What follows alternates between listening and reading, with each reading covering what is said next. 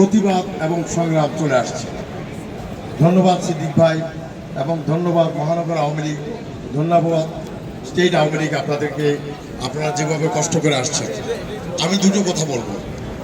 আজকে যার জন্য প্রতিবাদ সভা, এই প্রতিবাদ সভা, আমি প্রতিবাদ বলতে চাই না। প্রতিবাদ কিসের প্রতিবাদ, কার বিরুদ্ধে প্রতিবাদ? যারা আজকে তার বাপ যে বাংলাদেশের স্বাধীনতার পক্ষে ছিল না, সে এটা আবার প্রমাণ করলো। সে তার সময় আবার একজন মুক্তিযুদ্ধের সংগঠনের বিরুদ্ধে এই কড়া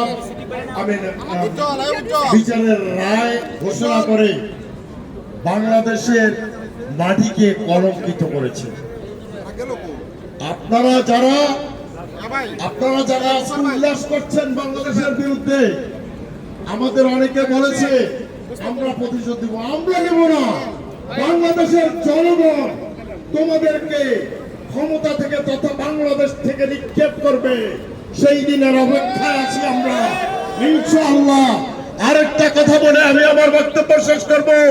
তারে মনে হয় না তুমি জিয়া পুত্র ছিলা, আমার কাছে মনে হয় তুমি ইউনূসের অবৈধ সন্তান। না হলে ইউনূসের অসমাপ্ত কাজ কিভাবে তুমি করে যাচ্ছ? মনে রাখবা, এইটাই দিন নয়, এই দিন নয়, আরো দিন আছে।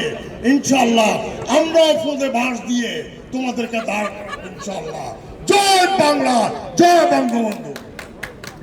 এখন মূল্যবান বক্তব্য নিয়ে আসবেন HM ইকবাল, সভাপতি যুক্তরাষ্ট্র স্বেচ্ছাসেবক লীগ। কোথায়?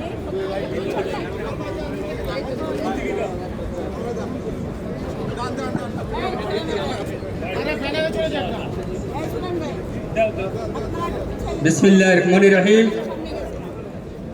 সংগ্রামী সাথী ও বন্ধুগণ, আজকে আমরা নিউ ইয়র্কের জ্যাকসনের মাটিতে যুক্তরাষ্ট্র Awami League, new York state Awami League, মহানগর আওয়ামী লীগের নেতৃত্বে আজকে বিক্ষোভ সমাবেশে উপস্থিত হয়েছি।